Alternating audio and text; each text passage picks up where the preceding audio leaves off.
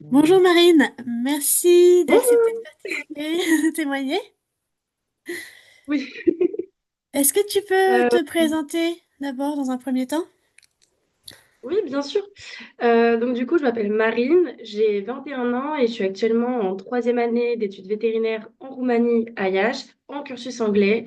Je suis pas venue directement après le bac, j'ai eu une année de suspens entre guillemets entre les deux, où je n'ai fait ni de prépa, ni de fac de bio ou quelque chose dans le monde vétérinaire.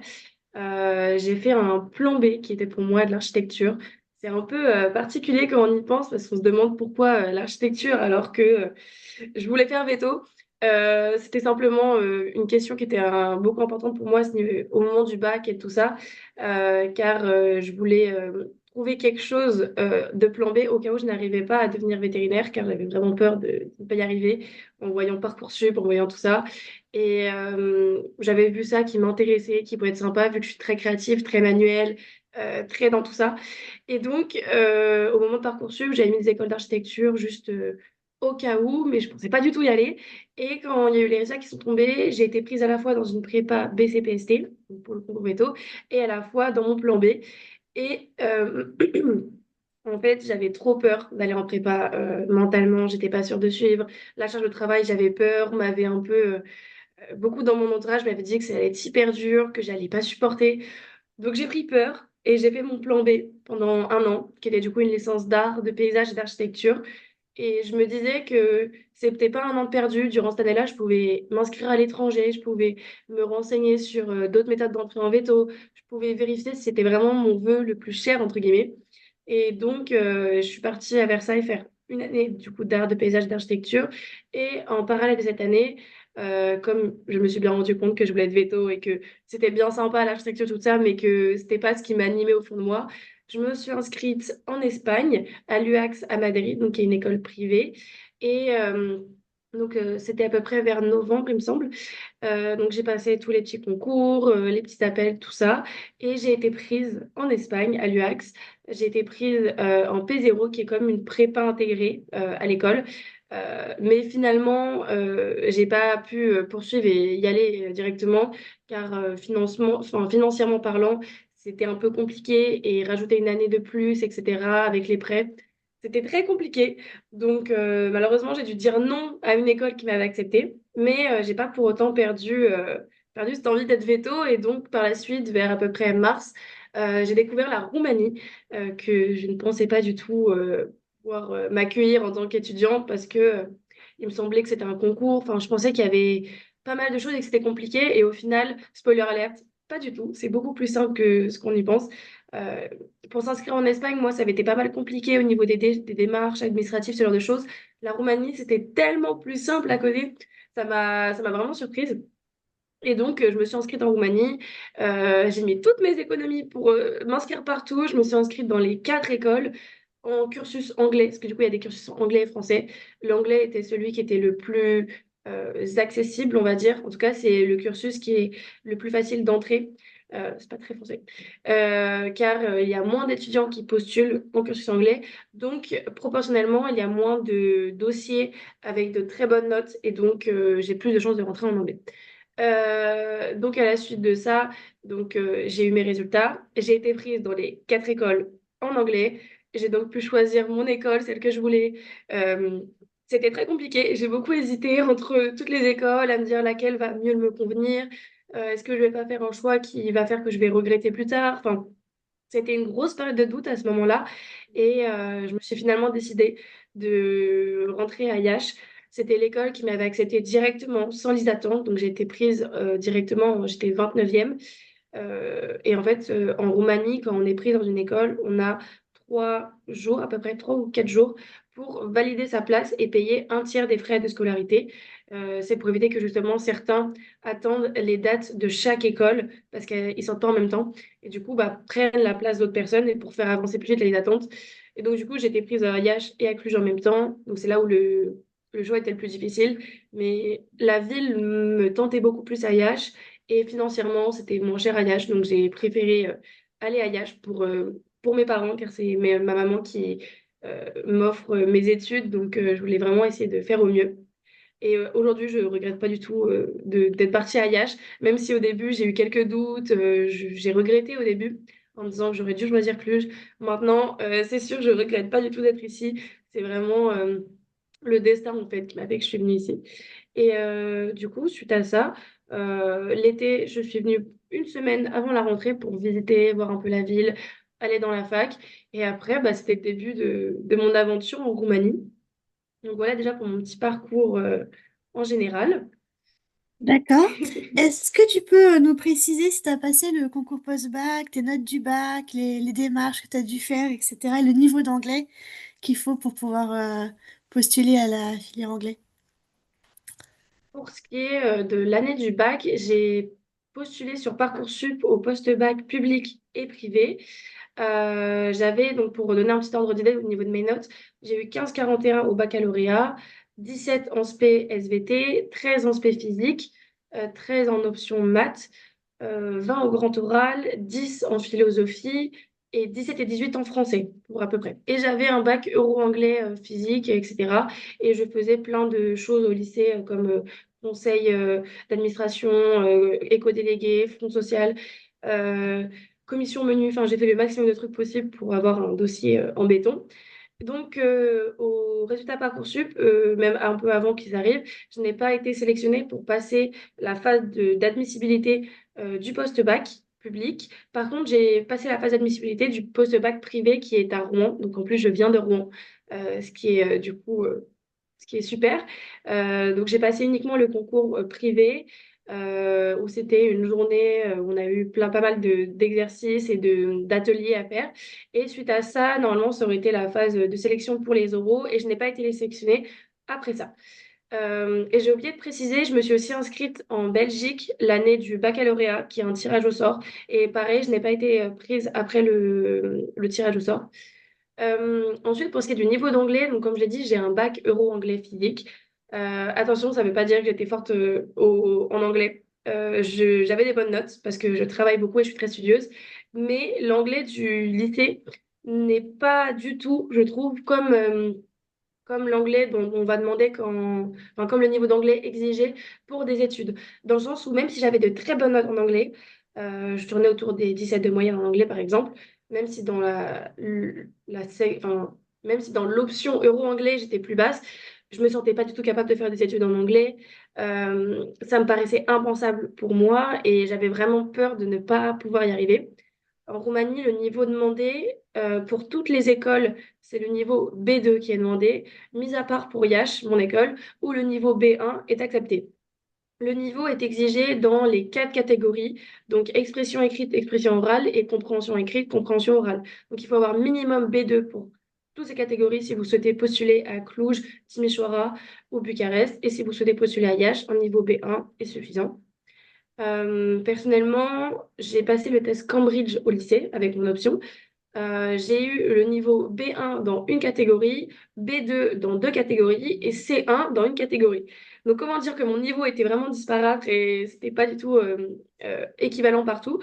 Donc, je ne pouvais théoriquement postuler que à IAH en termes de section anglaise, mais certaines écoles, alors je pourrais plus vous dire là précisément laquelle, mais je sais qu'une des écoles auxquelles j'ai postulé acceptait directement les bacs euro-anglais. Il n'y avait pas besoin de montrer un test en anglais pour approuver notre niveau. Si on avait fait le bac européen anglais, on pouvait directement postuler sans passer par le concours.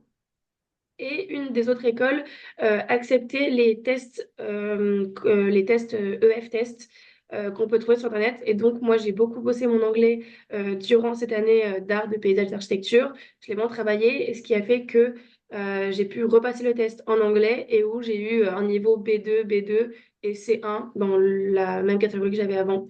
Donc, mon niveau était un petit peu augmenté et donc j'ai pu postuler partout en anglais. Voilà. D'accord. Est-ce que tu peux valider aussi le fait que pour postuler, on va dire, dans ces écoles en Roumanie, c'est vraiment les notes du bac qui comptent, c'est pas l'année supérieure. Si on avait fait une licence de bio, par exemple, ce serait pas les notes de licence de bio qui comptent, c'est vraiment les notes du bac. Exactement. La Roumanie, comme j'ai dit, c'était plus facile que l'Espagne pour s'inscrire et au niveau des formalités.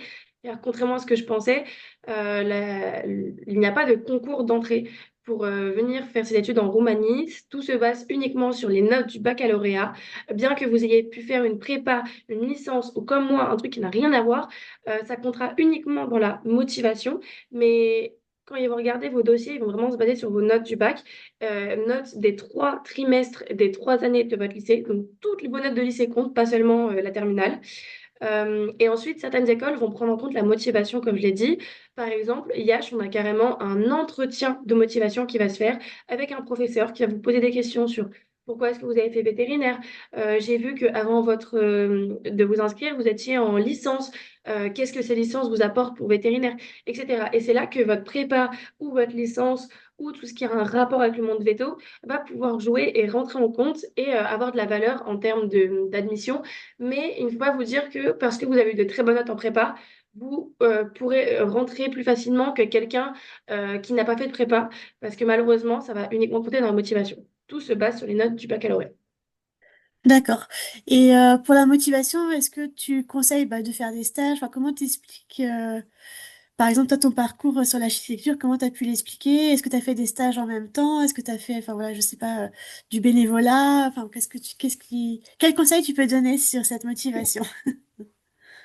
Sur la motivation, j'ai eu, donc on nous donne une note sur notre motivation et j'ai eu 10 sur 10 à cette note, ce qui a fait que par exemple à Cluj, j'ai été devant certains étudiants en liste d'attente qui n'avaient pas eu de très bonnes notes à la motivation. En fait, j'ai pu justement leur passer devant grâce à cette note de motivation. Pour donner un titre d'exemple, j'ai mis toutes mes conventions de stage que j'avais fait, et c'est-à-dire que en troisième, j'ai fait mon stage de découverte qu'on doit faire, qui est obligatoire en clinique vétérinaire, donc j'ai pu l'incorporer à mon dossier. Et durant l'été de cette année d'art, de paysage et d'architecture, j'ai fait 2 stages vétérinaires. Ça a été quelque peu compliqué pour trouver des conventions de stage, mais mon école a été vraiment bienveillante là-dessus et m'a aidée. Et donc, j'ai pu faire 2 stages. J'ai demandé des lettres de recommandation à mes vétérinaires. J'ai même contacté donc la clinique qui m'avait eu quand j'étais en troisième, il y a bien longtemps. Donc, je suis vraiment partie chercher loin. Ensuite, j'ai fait de l'équitation pendant quelques années. Donc, quand on fait de l'équitation, on peut décider de passer des galops, qui sont des diplômes attestant notre niveau d'équitation et de connaissance du cheval. Et donc, j'avais jusqu'au galop 3, il me semble, et j'ai donné mes galops. J'ai aussi demandé d'avoir des lettres de recommandation. Enfin, les lettres de recommandation, c'est vraiment très utile. Vous pouvez en demander à vos professeurs, ceux qui vous ont appris certaines choses. Enfin, vraiment, on peut en demander à n'importe qui. Un autre exemple, je faisais beaucoup de pet sitting et donc j'ai demandé une lettre de recommandation auprès des personnes à qui je faisais du pet sitting. Ça paraît peut-être inutile ou futile comme ça, mais vaut mieux se dire qu'il faut trop en mettre que pas assez. Si vous vous dites, ah, je sais pas, c'est pas vraiment une lettre de motivation, enfin, c'est pas vraiment une lettre de recommandation, j'ai un doute, mettez-la. Mettez-la parce que plus vous en mettez, plus vous en mettez, plus ça atteste de votre motivation et du fait que vous voulez vraiment devenir veto et que vous voulez montrer que vous êtes là. En fait, les écoles vont vraiment regarder ce que vous mettez. Donc, ça peut être un truc complètement différent de vétérinaire, mais s'il y a quand même un lien avec les animaux, s'il y a quand même quelque chose qui prouve que vous voulez faire veto par ce biais, mettez-le. Exemple, j'ai fait l'option langue des signes au lycée. Cette option, je l'ai choisie au tout début parce que je voulais apprendre la langue des signes. Je trouvais ça très utile dans notre société. Mais également, j'ai toujours répété autour de moi quand on me demandait pourquoi j'ai choisi cette option, c'est parce que les animaux ne parlent pas. Et si je veux être vétérinaire et soigner un animal qui ne parle pas, si son propriétaire ne peut pas être compris, c'est là où ça va être encore plus compliqué. Car dans le milieu vétérinaire, on passe beaucoup par le propriétaire en lui posant des questions, en essayant de savoir la situation avant, etc. Et donc, si je ne peux pas comprendre le propriétaire, ça nous met une barrière encore plus et c'est encore plus difficile de passer par la suite. Enfin, de soigner l'animal par la suite. Donc, par exemple, la langue des signes, j'ai mis mes diplômes de langue des signes et j'ai fait une lettre de motivation que j'ai écrit en anglais et où j'ai par exemple dit j'ai choisi de faire la langue des signes pour pouvoir mieux comprendre les propriétaires. J'ai choisi l'option théâtre au lycée afin d'être plus à l'aise à l'oral, de pouvoir mieux comprendre et interpréter les autres en face de moi, etc. Sincèrement, mettez un maximum de choses et n'ayez pas peur d'en faire trop, car dans tous les cas, ça comptera pour votre motivation. Donc, sinon, enfin, on va dire dans le pire des cas, votre motivation, ce que vous avez mis, ne sera pas pris en compte, mais tout ce que vous avez mis à côté pourra l'être. Donc, vraiment, mettez tout ce que vous pouvez, tout ce que vous voulez, ça sera bon. D'accord. Et en termes de démarche pour les différentes écoles, c'est le même dossier ou il faut que tu fasses un dossier séparé, enfin redéposer les dossiers? Comment ça se passe concrètement? C'est totalement différent du système Parcoursup qu'on peut connaître en France. Chaque école est individuelle. Le dossier est très très similaire entre chaque école, mais il faut aller du coup sur le site de la faculté que vous souhaitez intégrer. Et eux, ils ont fait tout un document avec indiqué quel papier vous avez besoin, quels documents vous avez besoin, est-ce qu'il faut les traduire en roumain ou non, est-ce qu'il faut les certifier copie conforme, ce genre de choses. Mais dans la globalité, les documents demandés sont les mêmes pour les quatre écoles, à savoir juste que Timișoara est la seule des quatre écoles qui vous demande de les traduire en roumain et du coup, de traduire en roumain avec un traducteur euh, certifié, un notaire roumain, et d'envoyer votre dossier par la poste. Les trois autres écoles vous permettent de l'envoyer directement par mail ou alors sur le site de la faculté. Ils ont un site exprès pour ça. Donc voilà, mais le reste, ça va être à peu près la même chose, euh, sauf pour le niveau d'anglais qui va être différent. Et dans mes souvenirs, les documents sont les mêmes.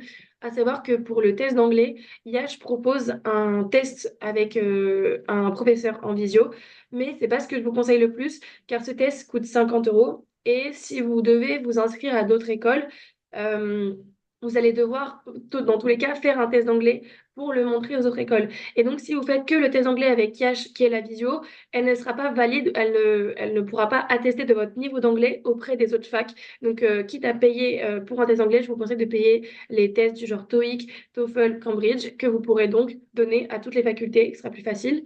De même que vous devez faire le CNRED, qui est l'équivalence du baccalauréat. Elle coûte 100 lei, ce qui équivaut à 20 euros. Et cette équivalence, vous avez besoin de le faire une seule fois. Et dès que vous avez le papier qui prouve que votre bac est bien équivalent à la Roumanie, vous pouvez l'envoyer aux quatre facultés sans souci. À savoir que si vous êtes post-bac et que donc vous n'avez pas encore votre diplôme du baccalauréat et toutes les notes vu que c'est dans l'année en cours, vous faites votre demande au CNRED dès que vous recevez votre relevé de notes du baccalauréat. Vous le faites la demande et le site vous attribuera une attestation provisoire que vous pourrez donner aux facultés. Et une fois que vous avez l'attestation définitive, vous l'enverrez aux facultés. Et au niveau des dates de fin de dossier, les facs sont au courant qu'il y a de plus en plus de Français qui sont dans les sections anglaises et donc ils accordent leurs dates avec les sections anglaises. Pardon, ils accordent leurs dates avec les baccalauréats français pour que ça coordonne au niveau des dates. Il me semble que IH, la fin du dépôt de dossier, ça doit être le 6 juillet, quelque chose comme ça. Et il me semble que le résultat du relevé de notes, ça doit être le 7 juillet. Et du coup, ils ont décalé juste pour donner le bac un peu plus tard pour les Français. Mais au niveau des dates, il faut revérifier parce que j'ai un petit doute. D'accord, oui, de toute façon, ça doit changer un peu tous les ans, hein. Peut-être ça doit être C'est mis à ça. jour, hein. Est-ce que tu peux nous parler des frais, justement, de combien ça coûte, les différentes écoles et les options qu'il y a en Roumanie? Je vais prendre justement mon téléphone car j'ai tout qui est indiqué dessus au niveau des écoles et des informations de tout ça. À savoir que quand on va venir déposer notre dossier, c'est comme pas mal de grandes écoles ou d'écoles supérieures. On a des frais de dépôt de dossier qui correspondent aux frais permettant de payer ceux qui vont justement examiner notre dossier. En moyenne, on est autour de 100 euros pour un dépôt de dossier dans une école pour un cursus. Certaines écoles vous propose la possibilité de payer un petit peu moins cher, entre guillemets, si vous postulez à deux cursus. Donc, par exemple, Cluj, si vous souhaitez postuler à la fois en français ou en anglais, vous pouvez justement payer 150 euros au lieu de 200 euros. Car Cluj, Timișoara et Bucarest proposent un cursus français en plus d'un cursus anglais. Personnellement, moi, quand je vous ai dit, je me suis inscrite partout en anglais, mais également partout en français. J'ai, j'ai mis mon dossier partout. Et donc, j'ai payé, oui, c'est ça, 150 euros, 150 euros, 150 euros et 100 euros, théoriquement. Voilà, c'est pour vous inciter, entre guillemets, à postuler dans les deux cursus. Mais du coup, vous devez comprendre que si on postule très souvent dans les deux cursus, quand les résultats arrivent, c'est normal qu'il y ait une grande liste d'attente, car beaucoup d'étudiants sont inscrits dans des doubles cursus dans plusieurs écoles en Roumanie. Donc, si vous vous inscrivez et qu'au début vous êtes en liste d'attente, ne vous inquiétez pas, ça bouge énormément, autant qu'avec Parcoursup, car justement, les gens sont dans des doubles cursus à chaque fois dans plusieurs écoles, donc ça bouge énormément. Au niveau des frais de chaque école, Donc malheureusement, les frais augmentent de plus en plus chaque année. Personnellement, quand j'ai intégré l'école de Yash en 2024, j'ai payé 4 500 € par an. Et en signant le contrat du début d'année, moi, je vais toujours avoir les mêmes frais de scolarité durant les 6 ans, car c'est 6 ans d'études. Pour ceux qui sont arrivés l'année d'après, les frais ont augmenté et eux, ce sera la même chose durant les 6 ans et ainsi de suite. Aujourd'hui, pour l'année 2026-2027, Yash est à 5 950 €. C'est possible de changer en cours de route. L'année dernière, le prix a augmenté vers avril. Donc, pour l'instant, on est à 5 950 €, mais c'est possible d'augmenter. Timisoara, que vous choisissiez le cursus anglais ou français, ce sera 7 000 € enfin, par an, pendant 6 ans. Cluj, français ou anglais, ce sera 8 500 €. C'est la plus chère des quatre écoles. Et Bucarest est à 7 000 € comme Timișoara, que ce soit français ou anglais. À savoir que le diplôme est européen et qu'il est du coup valable partout en Europe. Et vous pouvez donc revenir travailler en France sans souci. La seule chose que vous devrez faire en France, ce sera une formation sanitaire, car chaque pays a ses lois et a ses normes. Et la France, justement, a des normes, enfin, a des règles sanitaires très strictes au sujet du vaccin de la rage et des bilans sanitaires à la ferme, par exemple. Mais c'est une formation qui est souvent payée par votre clinique, que vous pouvez faire dans une des quatre écoles vétérinaires et qui ne vous empêche pas de pratiquer dès le début. C'est-à-dire que dès que vous serez diplômé, vous pourrez venir travailler en France et vous ne ferez juste pas le vaccin contre la rage et des bilans sanitaires tant que vous n'aurez pas cette formation. Mais voilà, cette formation est souvent prise en charge par la clinique, il n'y a pas de souci à se faire. Pour ce qui est de l'accréditation, qui est la notion qui prouve que votre diplôme sera valable à l'international. Certaines écoles l'ont, d'autres ne l'ont pas. Il me semble que Cluj doit l'avoir, mais pareil, je n'en suis plus sûre parce que ça peut changer d'une année à une autre. Et IH ne l'a pas encore pour le moment. À savoir, l'accréditation se perd et se gagne. En France, il me semble qu'il y a eu un moment où Toulouse ou Lyon l'ont perdu mais l'ont récupéré. Enfin, c'est vraiment une notion qui se gagne et qui se perd. Donc, pour savoir quelle école là, je vous conseille d'aller vous renseigner directement auprès de chaque école car ça change chaque année. D'accord, mais s'il n'y a pas l'accréditation, quelles sont les conséquences? Les conséquences sont juste que vous ne pourrez pas exercer partout à l'international. Dans le sens où si vous voulez aller travailler après aux États-Unis, en Australie, ce genre de choses, bah, vous devrez passer vous-même une formation en plus ou un diplôme supplémentaire qui va faire l'équivalence de votre diplôme. Alors que si vous avez l'accréditation, vous pouvez vraiment aller partout. Mais si vous faites vos études en Europe, le diplôme sera européen dans tous les cas. C'est vraiment pour le reste du monde que l'accréditation est utile. D'accord. Ok, donc tu as dit que c'était 6 ans. Est-ce que tu peux nous expliquer un peu le déroulé des études, comment ça se passe maintenant que une fois arrivé en Roumanie? Les premières études sont très théoriques, enfin les premières années. Moi, ce qu'on m'a dit, c'était que les 3 premières années allaient être vraiment de la théorie et les 3 dernières allaient être vraiment de la pratique. Maintenant que je suis en troisième année, pour l'instant, je trouve que la pratique, on a quand même eu pas mal dans les premières années, même si c'est vrai qu'on est beaucoup dans la théorie. Actuellement, en troisième année, j'ai pu faire pas mal de choses, que ce soit en cours ou avec les associations. Donc, c'est vraiment en fait, ça dépend vraiment de chaque école et chaque pays. Nous, ici en Roumanie, les premières années sont sur l'anatomie. Donc, on va venir en salle d'anatomie réviser les os, les muscles, les articulations et les systèmes digestifs, urinaires, etc. Et pour moi, ça compte déjà comme de la pratique car on est en laboratoire et on a du coup les pièces anatomiques devant nous. Donc, ce ne sont pas des mannequins, ce ne sont pas juste des images qu'on voit sur un vidéoprojecteur. On a vraiment les pièces anatomiques avec nous et on peut faire des dissections, ce genre de choses. Donc, on est dans le bain dès le début et on est confronté, entre guillemets, dès le début aux études vétérinaires, ce que je ne pensais pas et ce dont je n'étais pas sûre. Pour le reste, ça va être en effet très théorique. On va avoir de la physique, de la biochimie, de l'histologie. Mais l'histologie, on est avec le microscope, donc je trouve que ça quand même un petit peu pratique. En tout cas, moi, j'aime bien ce qu'on fait des choses. Euh, Deuxième année, ça va être à peu près la même chose, mais on va découvrir la physiologie, qui est comment fonctionne le corps. Donc, même si c'est encore que de la théorie, c'est plutôt intéressant. Et dans la troisième année, nous, à IH, parce que du coup, j'ai vu avec mes amis qui sont dans d'autres écoles de Roumanie, les matières ne se font pas exactement de la même manière. Par exemple, j'ai des amis qui, en deuxième année, ont vu la physiologie et la pathophysiologie, donc les pathologies physiologiques, directement après la même année. Personnellement, j'ai fait physiologie en deuxième année, pathophysiologie en troisième année.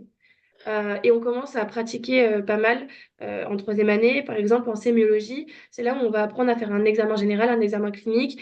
Et là, par exemple, hier, j'ai pu ausculter un chien car on a fait le système respiratoire et donc on a appris comment reconnaître dès qu'il y a un problème, qu'est-ce qu'il faut regarder, etc., dans quel ordre faire l'examen, tout ce genre de choses. Et donc, on a un animal à chaque cours, on fait des choses.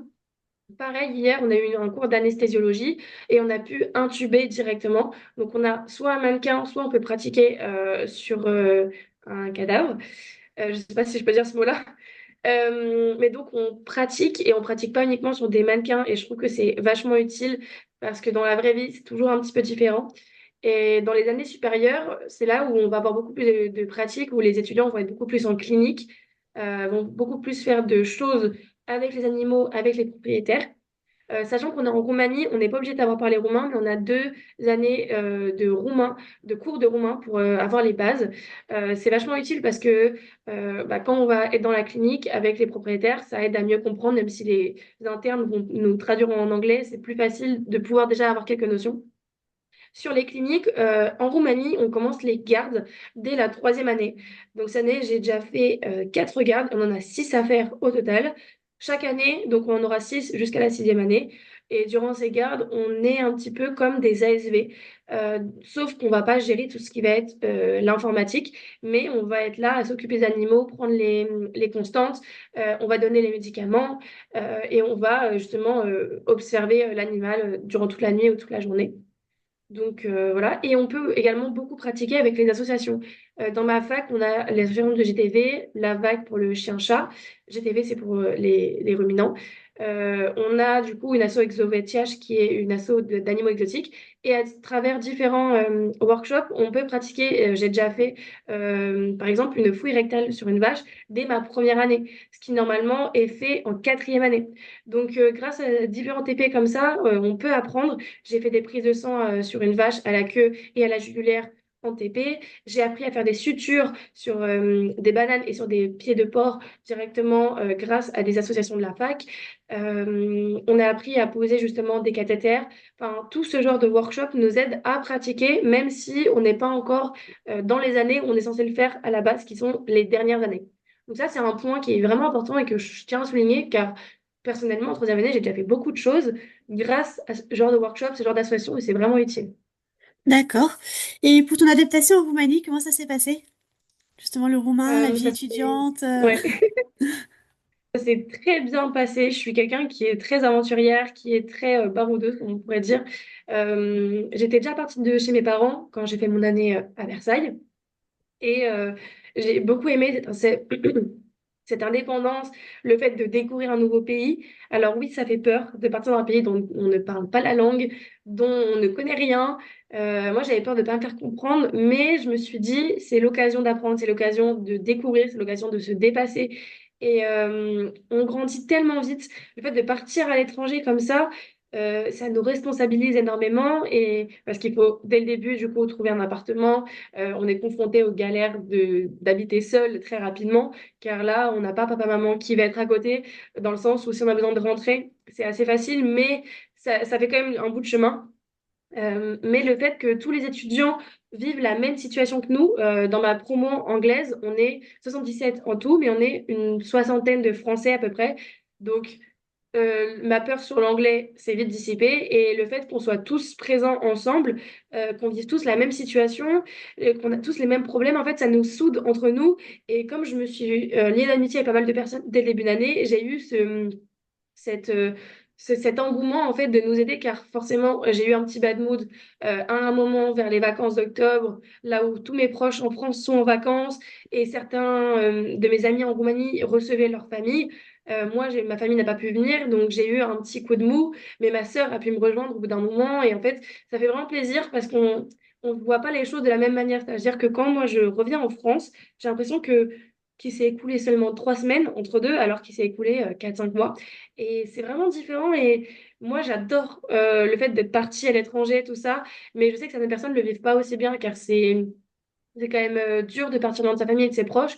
Donc, c'est quelque chose à faire. Moi, je sais que vraiment, comme j'ai dit, c'est un truc que j'aime bien et j'adore découvrir. J'adore. euh, les expériences, les aventures, mais certains peuvent avoir plus de mal avec ça. Mais il faut se dire que voilà, on vit tous la même situation, qu'on a tous les mêmes galères et qu'on se comprend. Et que comme il y a beaucoup de Français, dans ma ville, il y a aussi des médecines, des dentaires et des kinés qui parlent français. On a vraiment ce groupe d'étudiants d'étudiants de c'est ce groupe de Français en fait et qui nous aide un petit peu à tenir le coup. Et c'est également possible de rentrer en France, ça dépend de vos moyens et de vos budgets, mais on a des vols directs de Yacht, du coup, jusqu'à Beauvais. Par exemple, j'ai déjà eu un vol pour 14 euros aller et pour 33 euros retour. Donc, c'est plutôt accessible Abordable. comme prix. Oui. Voilà, c'est ça. Donc, c'est plutôt pratique. C'est moins cher que certains trains en France. Donc, voilà. Et puis, les familles peuvent venir nous voir. Le seul souci, c'est qu'on n'a pas les mêmes vacances en Roumanie que, en France. Donc, c'est un peu dur de se coordonner sur les vacances. Souvent, quand les familles arrivent, on n'est plus en vacances. Et souvent, quand nous, on rentre en France, la France n'est plus en vacances. Donc, c'est le seul truc un petit peu, compliqué. Mais on peut rentrer à toutes nos vacances, même pendant des week-ends. Certaines personnes rentrent le temps de seulement 3 jours.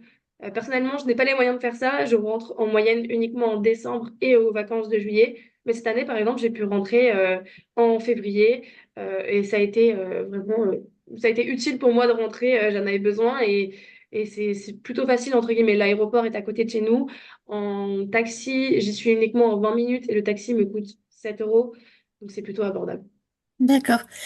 On va bientôt terminer. Est-ce que tu as un dernier mot, un dernier conseil à donner pour ceux qui souhaitent devenir vétérinaires et qui pensent aller en Roumanie potentiellement? Mon conseil, ce serait vraiment lancez-vous, n'ayez pas peur. Si vous vous posez des questions, si vous vous dites j'en suis pas capable, j'ai peur de pas réussir, questionnez-vous vraiment. Mais je vous promets que l'anglais n'est pas si effrayant que ça. On s'y habitue. À force, les profs déjà parlent un petit peu français, vous aident et on s'y habitue. Les 2 premiers mois sont un peu compliqués, mais après, ça va le faire. Si vous avez peur justement de vivre seul, comme je vous l'ai dit, tout le monde sera là avec vous. Et si c'est juste une peur de se dire je vais peut-être pas tenter, j'ai peut-être pas assez de bonnes notes, ce genre de choses. Essayez quand même, ça ne coûte rien. Moi, c'était mon dernier vœu et je me suis dit, on le tente, on essaie et on verra bien. Donc, tentez, essayez et ne vous découragez pas. Ce n'est pas parce que vous n'avez pas fait de prépa par la suite que vous ne pouvez pas rentrer en école vétérinaire. La preuve avec moi-même, j'ai pas fait de prépa et j'ai été prise dans les 4 écoles en Roumanie. Donc, vraiment, tentez tout, essayez et croyez en vie et croyez en vous. Merci. Merci beaucoup. Merci beaucoup.